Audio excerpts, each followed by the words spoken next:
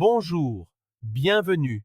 Profitez de ce récit, abonnez-vous et activez les notifications.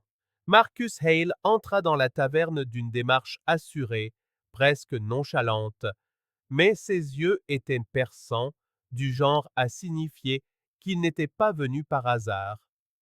Son regard balaya la pièce, comme s'il cherchait quelque chose de précis. Les gens riaient, les verres s'entrechoquaient, et un mélange d'alcool et de parfums bon marché flottait dans l'air. Rien de tout cela ne le dérangeait. Il observait, il évaluait. Puis, à une table près du comptoir, il repéra deux femmes en pleine conversation. L'une semblait agitée, gesticulant et buvant comme quelqu'un qui tente de noyer un malaise sans nom. L'autre se contentait d'écouter, offrant un sourire de temps à autre. Quand l'une d'elles se leva pour se diriger vers les toilettes, Marcus ne perdit pas une seconde. L'opportunité qu'il attendait venait de se présenter. Il s'approcha comme si c'était la chose la plus naturelle au monde, s'appuya sur la chaise vide en face de la femme restée seule et fit un signe de tête vers son verre. « C'est votre troisième, n'est-ce pas? Laissez-moi vous offrir celui-ci. » Elle parut surprise, puis sceptique, manifestement habituée à se faire aborder et peu patiente pour les banalités. « Vous avez l'habitude d'offrir des verres aux inconnus qui se retrouvent seuls pendant 2 minutes? » demanda-t-elle, une pointe d'ironie dans le sourire. Marcus répondit calmement. « Seulement quand elles semblent être de bonnes candidates pour ce que je recherche. » Un de ses sourcils se haussa, la curiosité remplaçant la méfiance. « Et que recherchez-vous, au juste? » Il sortit un portefeuille, fin de la poche intérieure de sa veste, glissa un petit billet sur la table et parla. « J'écris des histoires vraies, des récits d'infidélité. Je paye bien pour un témoignage intéressant. Anonymat total garanti. Personne n'a besoin de savoir quoi que ce soit. » Un silence presque inconfortable s'installa entre eux. Elle jeta un coup d'œil autour d'elle, peut-être pour voir si son ami revenait, peut-être pour peser le risque. Marcus resta détendu, comme s'il avait tout son temps. 300 $, juste pour commencer à répondre. 700 de plus si vous terminez l'entretien. 1000 $ pour moins d'une heure de votre vie. Elle se pencha en arrière. Son ton défensif commença à s'adoucir.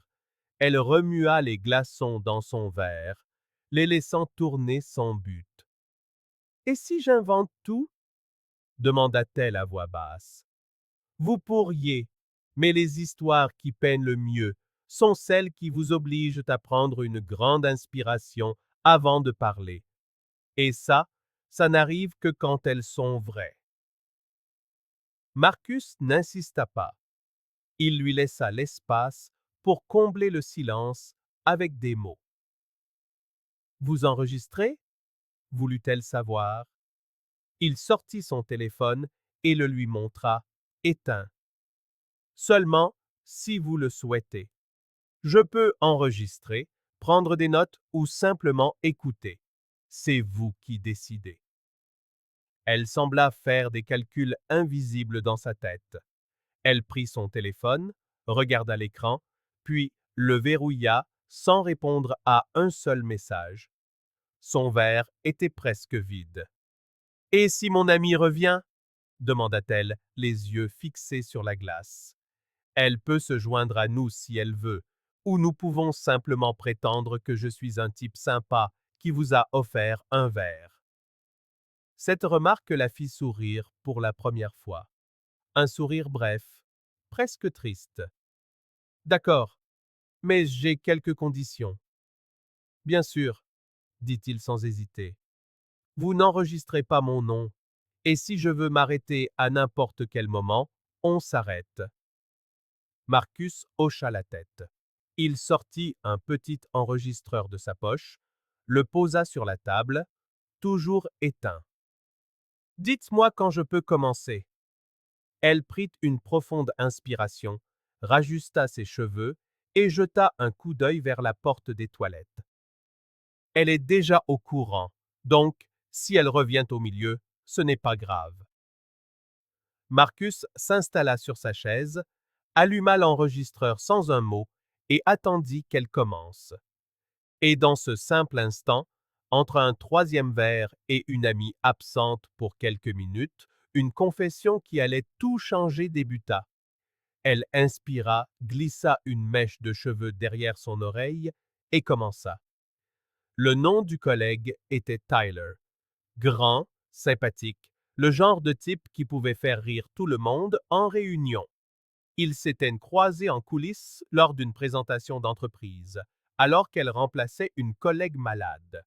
C'était un événement simple, mais Tyler était au centre de l'attention. Il n'avait pas une beauté de magazine, mais il dégageait un charme et une assurance qui remplissaient de l'espace. Elle remarqua qu'il la regardait tout le temps, d'abord discrètement, puis ouvertement. C'est là que tout a commencé. Elle raconta qu'il l'avait abordée après la présentation avec une blague sur la couleur de son blazer. Ils avaient ri, échangé quelques mots, et elle était retournée à son bureau en ressentant quelque chose qu'elle n'avait pas éprouvé depuis des lustres, le désir. Dans les jours qui suivirent, Tyler la sollicita souvent. Ils déjeunaient ensemble, s'échangeaient des messages professionnels, parfois de petits mots laissés sur son bureau. Il s'assurait toujours de dire quelque chose de drôle ou de gentil. Les conversations semblaient inoffensives, mais étaient chargées de sous-entendus. Puis, un après-midi, une panne de courant changea tout. C'était juste après le déjeuner. Les gens étaient à leur poste ou revenaient tranquillement. Soudain, les lumières s'éteignirent, les ordinateurs se coupèrent, un chaos feutré s'installa. Certains riaient, d'autres se levaient pour voir ce qui se passait. Elle dit qu'elle resta figée un instant jusqu'à ce qu'elle sente un léger contact sur son bras. C'était Tyler. Il pencha la tête et dit « Viens avec moi ». Guidée par la lampe de poche de son téléphone, elle le suivit sans trop réfléchir. Ils passèrent devant une salle de réunion non verrouillée. Une fois à l'intérieur, il referma la porte et éteignit la lumière du téléphone. L'obscurité engloutit la pièce. Seules les voix étouffées du couloir parvenaient jusqu'à eux, bande-son de la panne générale. Dans le noir, il s'approcha, lui prit le visage entre ses mains et l'embrassa. Elle hésita 2 secondes, puis se laissa faire. Le sentiment de faire quelque chose d'interdit, de caché, mais potentiellement découvrable à tout moment, l'emporta sur toute barrière morale. Ils restèrent ainsi plus de 15 minutes. Quand le courant revint, elle rajusta vivement ses vêtements et partit la première. Il attendit un peu, ils se sentaient comme des adolescents. En retournant à son bureau, elle dit que son estomac était noué par le sentiment d'avoir franchi une ligne impardonnable, mais elle se sentait aussi vivante, quelque chose pulsait en elle qui avait semblé mort depuis longtemps. À partir de ce jour, les rendez-vous devinrent une routine. Il n'y avait ni amour, ni projet, juste du désir. Parfois, cela se passait dans les toilettes de l'étage le plus calme, d'autres fois dans une voiture sur le parking pendant le déjeuner. Une fois, il prétendit avoir oublié une clé dans une salle de réunion. Elle se glissa derrière lui et ils fermèrent la porte à clé. Toujours dans la précipitation, toujours dans la peur, chaque sens en état d'alerte. Elle décrivit tout cela en détail, sans culpabilité. Ce souvenir lui faisait revivre ce qui lui avait permis de se sentir à nouveau désirée. Elle dit que l'aventure dura environ 7 semaines. 7 semaines de rendez-vous cachés, de textos supprimés, d'excuses rapides, de mensonges improvisés pour couvrir des horaires étranges. Puis un jour, après une autre rencontre secrète, elle le regarda et ne ressentit plus rien. C'était devenu une habitude, une mécanique. L'excitation qui l'avait attiré au début avait disparu. Il était resté le même, toujours blagueur, toujours charmeur, mais quelque chose en elle avait changé. Le frisson s'était mué en répétition, et la répétition l'ennuyait. Elle mit fin à leur histoire par texto. Elle ne pouvait pas le faire en face. Elle écrivit qu'il valait mieux arrêter avant que quelqu'un ne s'en aperçoive. Tyler répondit par un emoji pouce levé et disparut. Ils n'en parlèrent plus jamais au travail. Ils se croisaient comme des étrangers, partageant un vieux secret. Parfois, elle se demandait ce qui se serait passé s'il avait insisté, s'il avait fait une scène, mais il ne le fit pas, et cela confirma ce qu'elle savait déjà. Ce n'était pas de l'amour, c'était juste une évasion de la routine, de la prévisibilité, du lit conjugal, des jours identiques. Elle conclut cette pensée par un petit sourire et une phrase que Marcus capta distinctement. Je cherchais en lui ce que mon mari n'a jamais su qu'il me manquait.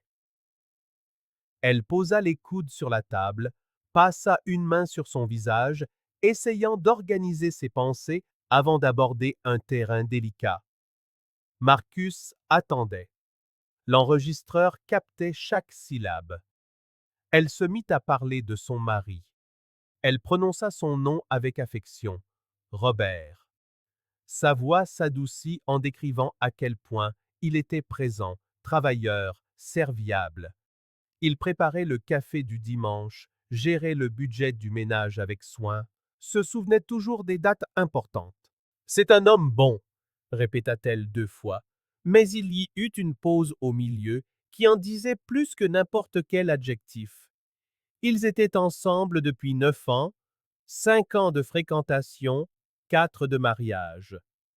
Au début, tout était électrique, intense, plein de découvertes. Avec le temps, les silences s'étaient installés. Les petits gestes avaient disparu. Les textos spontanés s'étaient arrêtés. Les surprises aussi. Chaque fois qu'elle essayait d'en parler, Robert lui répondait avec des chiffres. Je paye toutes les factures. Je rentre tôt à la maison. Je suis là, n'est-ce pas? Elle savait qu'il essayait, à sa manière, mais sa manière ne comblait pas le vide qui grandissait en elle. Elle insista sur le fait que l'intimité n'était pas le problème. Il n'est pas mauvais au lit, furent ses mots exacts, mais il n'y a pas d'étincelle, pas d'attention. C'était comme si tout suivait un script mémorisé, des gestes prévisibles, des répliques automatiques. Le contact en dehors de l'obligation lui manquait, les longs baisers, ces petites taquineries qui préparent à quelque chose de plus grand. Ce n'est pas que je n'ai pas d'orgasme avec lui, c'est que je ne ressens rien avant. C'est direct, sans intensité. Elle jeta un regard vers le couloir où son ami était parti, puis revint vers lui. Et on commence à se demander, c'est ça? C'est tout ce qu'il y aura désormais? Marcus n'interrompait toujours pas. Elle alla plus loin.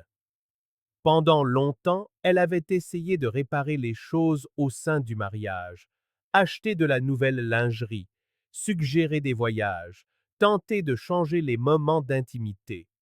Robert traitait cela comme des caprices, comme si elle exagérait.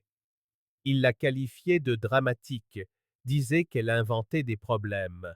C'est à ce moment-là qu'elle avait compartimenté ses sentiments. Un tiroir contenait l'amour pour son mari. Un autre abritait le désir de nouveauté, de défi, d'un cœur qui s'emballe. Elle ne se voyait pas comme une mauvaise personne. Elle n'avait jamais eu l'intention de blesser Robert.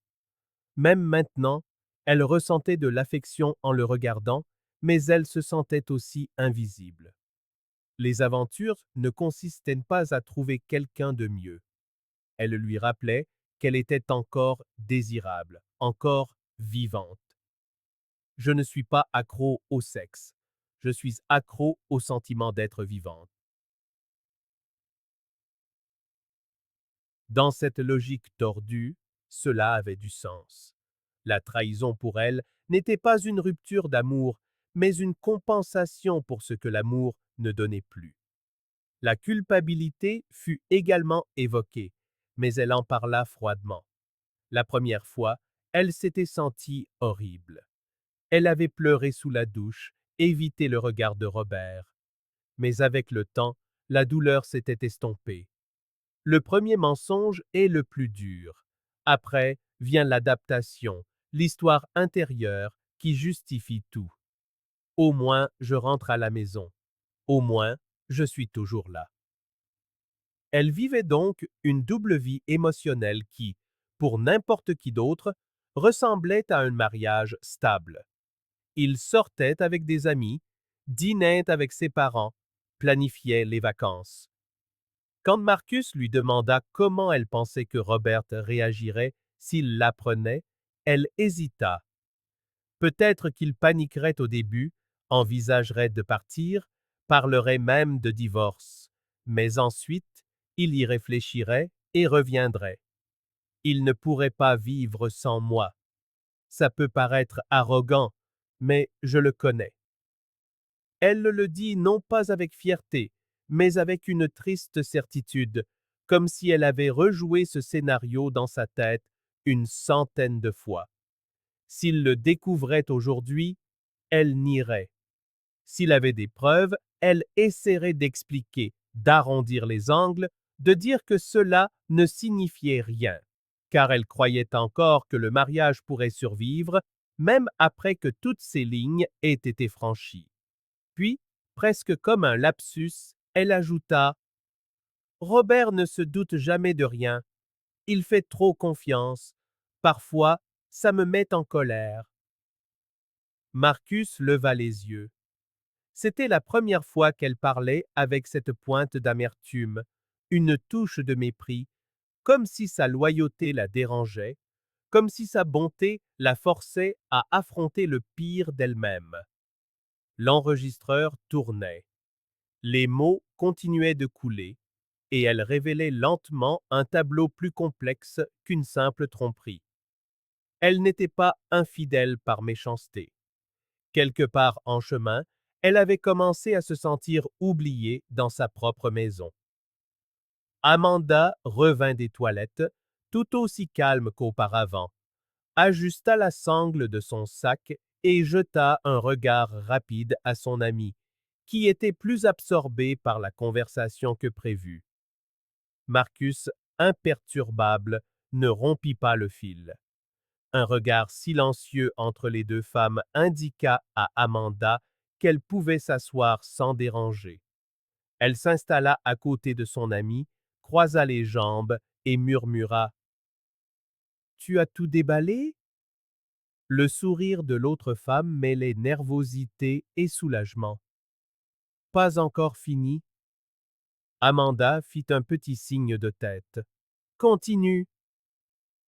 La femme reprit là où elle s'était arrêtée, plus libre maintenant, comme si la présence de son ami autorisait l'honnêteté.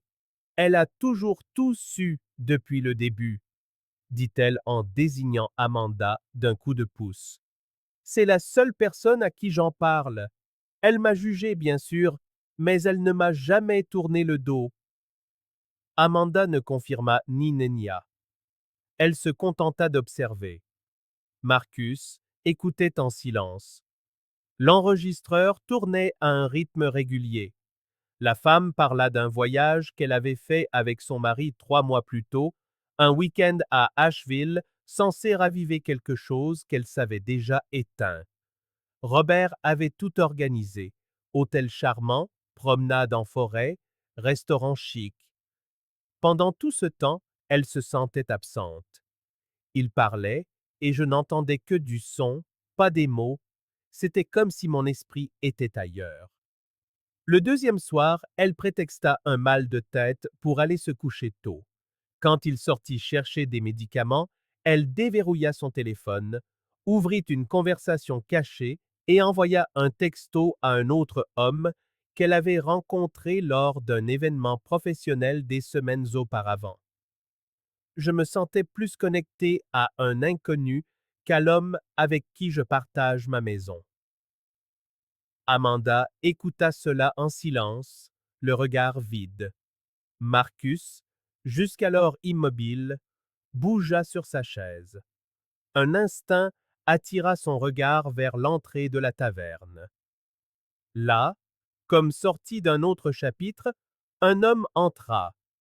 Veste en cuir, jean, un regard qui semblait déjà connaître la scène. Il s'arrêta 2 secondes, repéra le trio et se dirigea vers eux. La femme s'interrompit en pleine phrase, les lèvres entr'ouvertes, son cerveau luttant pour comprendre. Amanda se tourna lentement. Marcus éteignit l'enregistreur et le glissa dans sa poche. L'homme s'arrêta à leur table. Personne ne parla. Les bras croisés, il dit « Bel entretien ». La femme regarda Amanda, puis Marcus. « Robert », murmura-t-elle, presque suppliante. « Tu sais qui est ce type ?» demanda-t-il en désignant Marcus. Elle ne répondit pas. Le sang avait quitté son visage. Robert ajouta « Ce n'est pas un écrivain. C'est un détective privé. Je l'ai engagé. » Les mots se bousculèrent dans sa bouche, à moitié formés. Elle prétendit que tout était faux, qu'elle avait tout inventé pour l'argent, que rien de tout cela n'était réel. Robert sortit une enveloppe épaisse de sa poche et la laissa tomber sur la table. Des semaines d'enquête. J'avais des soupçons, mais aucune preuve jusqu'à aujourd'hui. Tu m'as donné tout ce dont j'avais besoin de ta propre bouche. Elle tendit la main vers l'enveloppe. Il la retira brusquement. Ça, c'est pour ma demande de divorce. Ce qu'elle n'avait jamais su, c'est que depuis son premier mot, chaque phrase était retransmise en direct. Marcus n'avait pas besoin de l'enregistreur sur la table. Dans le col de sa veste, caché entre la doublure et la fermeture éclair, se trouvait un micro minuscule avec un émetteur. Dehors, dans une voiture garée à quelques mètres de là, Robert écoutait à travers une oreillette, les poings serrés sur le volant. Chaque phrase, chaque secret parvenait directement à l'homme qu'elle croyait à la maison, dormant paisiblement sous le toit qu'ils partageaient. Marcus resta silencieux. Travail terminé. Robert se pencha en avant, les yeux rivés sur les siens. Tu me trouves prévisible, mais même la prévisibilité a ses limites. Je t'ai tout donné, même le bénéfice du doute. Et toi, tu as donné le pire de toi-même à un inconnu dans une taverne. Amanda tenta d'intervenir. Il leva une main. Toi aussi tu savais. Tu as été complice. Une trahison n'a pas besoin de public. Mais quand elle en a un, ça fait encore plus mal. Elle se mit à pleurer, bredouillant qu'elle était confuse, qu'elle l'aimait, qu'elle ne voulait pas tout perdre. Robert recula de 2 pas. Il regarda Marcus. Je vous réglerai demain. Puis il se retourna et quitta la taverne aussi calmement qu'il y était entré. Elle resta figée. L'enregistreur avait disparu dans le manteau de Marcus. Amanda tenta de la prendre dans ses bras. Son ami la repoussa. La réalité s'effondrait par fragments. Chaque mot de la dernière heure, autrefois précieusement gardé en mémoire, était désormais une preuve qu'elle n'aurait jamais imaginé affronter. Elle voulut poursuivre Robert, mais savait que c'était inutile. Elle supplia Marcus d'effacer l'enregistrement. Il répondit: Vous avez donné votre autorisation. Tout est légal. Elle plaida, mais son expression ne changea pas. Dehors, Robert traversait déjà la rue. Tout ce qu'elle pouvait faire, c'était faire face aux conséquences de choix qu'elle pensait maîtriser, jusqu'à ce que la maîtrise disparaisse comme une chaise qu'on retire sous quelqu'un qui s'apprête à s'asseoir. Elle resta là, incapable de cligner des yeux. Le monde continuait sa ronde habituelle, mais à l'intérieur d'elle, tout n'était que décombres. Amanda tentait de la réconforter, mais les mains de la femme tremblaient, ses yeux cherchant dans la pièce un chemin en arrière qui n'existait plus. Marcus était debout, rangeant ses affaires. Enregistreur rangé, couverture tombée, et le silence qu'il laissait derrière lui en disait plus que n'importe quel au revoir. La femme essaya de respirer, de déterminer le moment où l'histoire lui avait échappé. Elle regarda dehors et vit Robert monter dans la voiture. Pendant une seconde, elle envisagea de courir, d'ouvrir la portière, de dire n'importe quoi. Ses jambes refusèrent. La voix qui avait parlé si fermement quelques minutes plus tôt était maintenant étranglée par les sanglots. Son ami, toujours abasourdi, la pressa de partir. Elle ne bougea pas. Elle resta là, l'esprit encombré de scènes à moitié coupées, de souvenirs transformés en preuves contre elle. Marcus passa une dernière fois devant elle, ne lui offrant qu'un regard fugace. Sa mission avait été parfaitement exécutée. Rien de forcé, aucun mensonge. Il ne l'avait pas poussée à tromper, ne l'avait pas jugée. Il avait simplement écouté, et l'écoute avait suffi à déchirer un mariage. À la porte, il adressa un léger signe de tête à Robert, recevant en retour un geste de remerciement presque invisible, le genre de signe partagé entre professionnels. Dans la voiture, Robert agrippait le volant. Il ne pleurait pas, ne criait pas. Ses yeux fixaient le vide, tandis que son esprit traitait les éclats de la soirée. L'amour qu'il ressentait existait toujours, enseveli sous une épaisse couche de mépris. Ce qui faisait mal, ce n'était pas la tromperie elle-même, c'était la froideur avec laquelle elle parlait de lui, comme s'il était jetable, un simple décor dans sa propre maison. Robert était fier d'être un homme correct, de choisir le dialogue, de croire en un foyer solide. Entendre dire qu'il était prévisible, que son contact ne suscitait rien, qu'elle se sentait plus vivante dans les bras d'un collègue, c'était comme un coup porté par la personne qu'il protégeait. Alors que la voiture s'éloignait, elle laissa les larmes couler sans retenue. Chaque goutte était un souhait raté de remonter le temps. Mais le temps ne revient pas en arrière et les mots ne s'effacent pas, surtout quand ils sont enregistrés.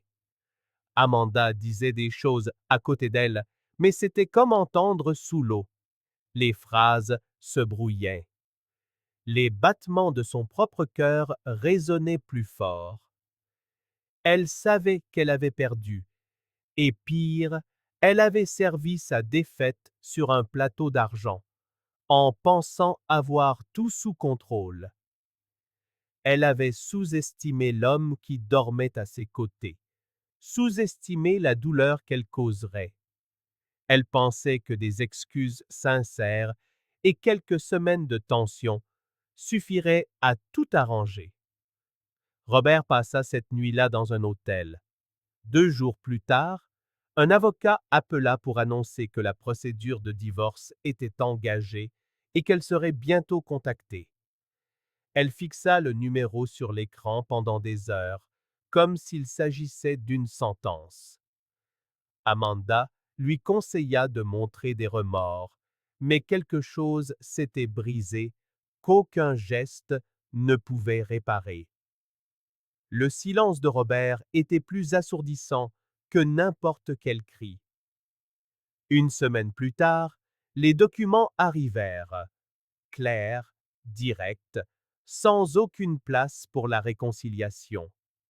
Son nom figurait sur les pages comme étant la partie fautive. Les enregistrements, versés au dossier comme preuve, ne laissaient à la défense aucune marge de manœuvre. Une nuit, n'en pouvant plus, elle se connecta à son ancienne boîte mail. Il ne l'avait pas encore bloquée. Elle y découvrit un échange avec un certain Marcus. Tout y était détaillé. Le recrutement, le plan, les notes journalières sur sa routine, les nuits où Robert feignait de dormir pour qu'elle puisse sortir, les enregistrements ratés des micros-espions, et enfin, la décision de tenter une approche plus audacieuse. À la fin de l'échange, un message envoyé par Robert quelques heures avant leur rencontre à la taverne. Si elle peut avouer une chose pareille avec tant de facilité, c'est qu'il n'y a plus rien à sauver. J'ai juste besoin de l'entendre de sa propre bouche. Non pas pour y croire, mais pour accepter que c'est terminé. Elle relut ces mots des dizaines de fois. Dans cette phrase, Robert laissait transparaître un amour encore présent. Un amour fatigué, blessé, épuisé d'avoir tenté d'être assez pour quelqu'un qui avait choisi d'autres bras. Elle aurait pu dire la vérité plus tôt, chercher de l'aide, engager le dialogue, provoquer un changement. Au lieu de cela, elle avait pris le raccourci de la trahison. Désormais, il ne restait que l'écho de mots confiés à un étranger, qu'elle pensait n'être que de simples murmures. Elle venait de signer sa propre condamnation sentimentale. Dans la dernière scène, elle est assise à la table de la salle à manger, les papiers étalés devant elle. Son regard est fixé sur les pages, le stylo immobile entre ses doigts. À côté, une photo d'elle et Robert, souriant, un été lointain. Elle saisit le document, prend une profonde inspiration et signe. À cet instant, elle comprend que certains choix, qui paraissent anodins sur le moment, sont en réalité trop grands pour être effacés. Car lorsque l'on brise la confiance de celui qui vous a aimé, on ne perd pas seulement l'autre. On perd aussi la version de soi-même que l'on était avant que tout n'arrive, et aucune excuse au monde ne peut réparer cela. Merci d'avoir regardé cette vidéo. Si elle vous a plu, n'oubliez pas de vous abonner à la chaîne et d'activer les notifications pour ne manquer aucune de nos prochaines publications. À la prochaine fois.